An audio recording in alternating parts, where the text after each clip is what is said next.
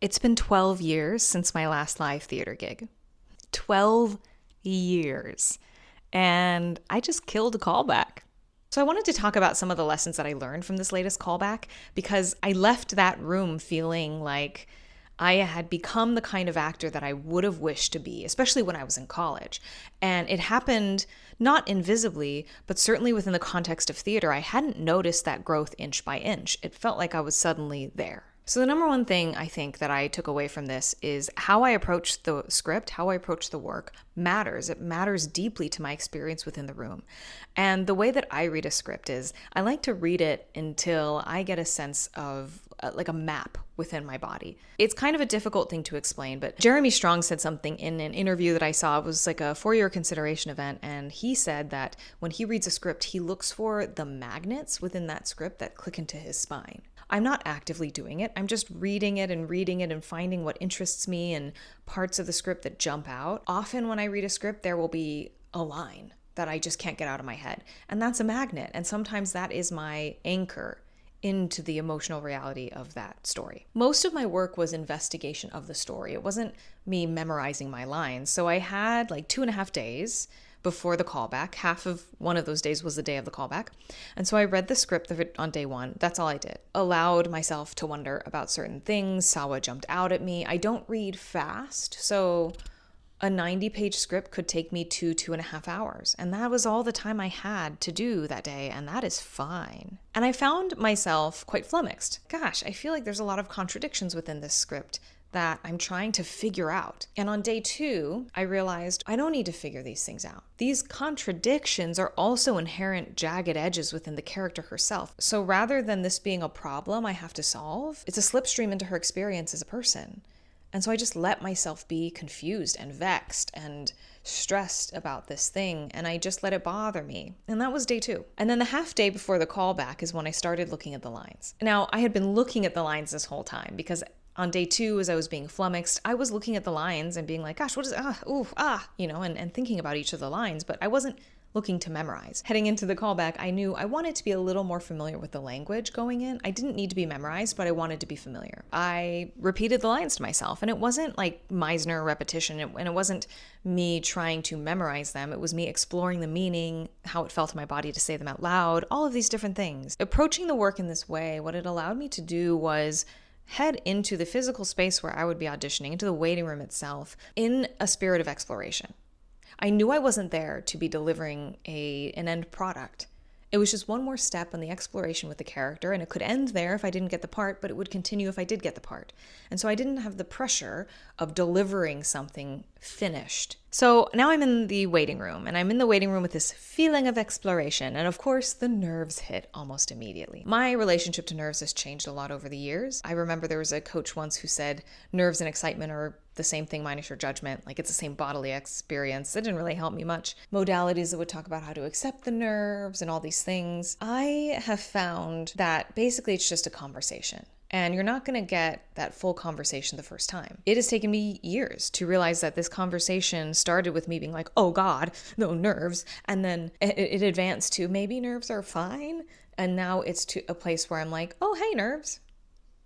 Because sometimes they don't show up and I'm like, oh, okay, I guess they're not here today. And other times they do and I'm like, whoa, cool, what's up? So I get in, I'm nervous, but I'm also like, hey, we're just here to explore. That centered my body enough that I was able to do some waiting room recon. So I go in and I see that there's one name ahead of me and she's probably in the room. And then I spend the rest of the time that I'm waiting thinking about the story. There was something that interested me in the script, so I went back to read it. I'm being in the space, exploring how my body feels in this waiting room, and just kind of being. And I realize, oh, she's been in there for a while.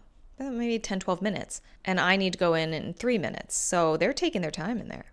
That's cool to know. And then the actress comes out, and normally when actresses come out of the room in front of me, I'm like, God, they probably got it. But instead, it was like, oh, hey, it just felt really nice. Part of that is, again, the relationship I had to the script going in. It wasn't something to get or not get. It was just something to explore. And so I wasn't thinking about this as something I could lose. I get ushered into the audition space. So part of this is, I always tell you to go in and like allow yourself to take in the space for a second. And that's not performative. It's not like, you're like looking around agog at everything. I think it starts with that conversation that you have over many years about being in your present reality, being in your body and the body's sensation it allows you to take in the room, because it's you taking in the room. So you have to know your container, which is your body. So anyway, I'm in my body, I'm going into the space, and I'm like, oh, we're in a different space. So I call it out. This is not something past me would have done. The director and I talk a bit about the space and the sort of challenges of staging that particular space. It was very interestingly laid out. And then he says, hey, do you have any questions? This is something that used to freak me out a ton. Do you have any questions? Because it felt like there was a right answer to this, and I didn't know what it was. I now know, as somebody who sat on the other side of that casting table, there's not a right answer. It's just their way of getting to know you, and also, I don't know, answering a question if you have it. So I had a question, and I started to get to that question, but as I was speaking, I realized I didn't really want that question to be answered. I just wanted to keep exploring it. So I talked for a couple minutes and was like, I don't know that I want an answer. I think I just want to explore it. And the director said, great, let's give it a go. I took my time because, again, I knew I had time in the room. I wouldn't have done that before, but it felt like a welcoming space. So I stood up and I just was for a moment, allowed myself to just ponder and wonder, and then I went in to the scene and then sat down and we were like, how'd that go? And I was like, oh, this is interesting. Even the way that I've handled redirects has changed so vastly because, again, I used to think of them as something you could get right or wrong, but it is simply not something you can get right or wrong because nobody's a fortune teller. They don't know how this note is going to affect you. They might have an idea of how they want it to go, but most artists are open to that being different. So the director gave me a note and I received it. I was like, whoa, okay. This is literally how I'm reacting in the room. Okay. Ooh, whoa. Okay. Yeah. Oh, that's interesting. Okay, yeah, I'm ready. And then I begin. But beginning looks like this. I decided to stay seated. And so I'm just sitting there going, and I'm already in the scene, by the way, but this is also kind of a moment for me to metabolize the note. And I'm just here, and then I go, zoom into the reader. So now I'm beginning. And this wasn't a way of tackling notes I had in the past. So again, just a realization that all of the work over the 12 years I haven't been in theater has affected me so deeply. And then two things happened in the room that would have torn me apart as a younger actor. The first was during the second run through, I flubbed a line. Like if I were to say, the pizza place, was it Domino's Pizza? And I was supposed to say, are you going to Domino's Pizza? It was a flub like that. I noticed it. And a part of me did think like, aw, didn't want to mess that up. But it just was gone. I just let it go. I moved on. And that was simply not something I was capable of as a younger actor. I think it would have, obviously my heart rate would have skyrocketed and I would have been like, I got it wrong. But I didn't think I was getting it wrong because this was just a rough draft. My God, everything's a rough draft. Even runs, even like fully sold out runs, because you don't know how it's going to go. And then the other thing was, halfway through the scene, I put my hands behind my back. It was kind of like an intense conversation between a married couple, the scene. And I had a moment where I put my hands behind my back and I was like, ooh, that feels weird. And younger me probably would have tried to get out of that position as quickly as possible. But I was like, this feels super weird and awkward and I kind of want to find out where it goes. And so I just kept my hands behind my back until I felt like unlocking them. And it was such an interesting and awkward exploration. It wasn't right, stage picture wise, but it gave me such a field to dance in for a second. We got to the end of that run and then it was just a nice feeling. I answered a few questions and I left and I thought, wow, I'm so glad I followed that. I'm so glad I didn't immediately judge and punish an impulse I had and I just found out. So if I were to start from my younger self, like say I have my younger self and I want to get here to where I'm having like this incredible audition after 12 years of not doing theater, where would I start?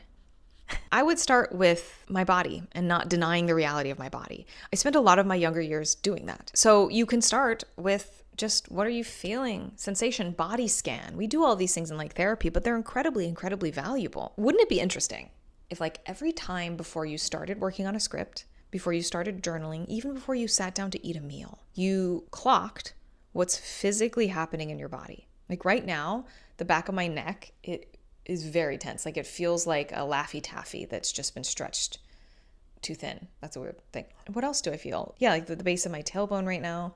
I can feel on the chair. That's nice. Feel supported. So just start there. And then maybe while you're working on a script, every so often, just check in and be like, what's up with my body? Not, am I sad? Am I happy? Am I angry? Because I think as actors, sometimes emotions become results that we have to play and benchmarks we have to hit. What if it was just, hey, I'm noticing, and that's it? And then the second thing is mischief and curiosity. See where things go. Have a little mischief. Have a little rogue. There is no right way to do this because, again, everything is just people making stuff up. So get mischievous. In your work, follow a wrong impulse or a wrong idea and see what happens. You're working at home. What is the risk? And lastly, 3 is to pair the sensation awareness and the mischief and curiosity with industry intelligence. I do think some of this is just, I've been in this industry a while. I've cast for projects. It's this sort of alchemical process. The best thing that any actor can do when they go into the room is be the artist they are, because you don't want to get cast and then pretend to be somebody else. That's like double duty. Yeah, so I would start with sensation, I would move into mischief and curiosity, and these can all be running at the same time. And then I would learn about the industry, get experience as a PA, help people out on projects, and just learn more about this thing that we do. Because it's a lot and it's overwhelming to audition, period. But the more experience you have with it, the more safety I feel, at least within my body, to be able to risk. And that's just a truth of getting older and gaining experience in an industry. It will probably feel unsettling at first, and that's okay. And nerves are okay too. We get nervous about meeting people. We get nervous about being in front of people. This matters to us, so we're nervous. Oh my God, it's fine. It's gonna be okay. Oh, one last thing actually, I do wanna say. Distractions are great.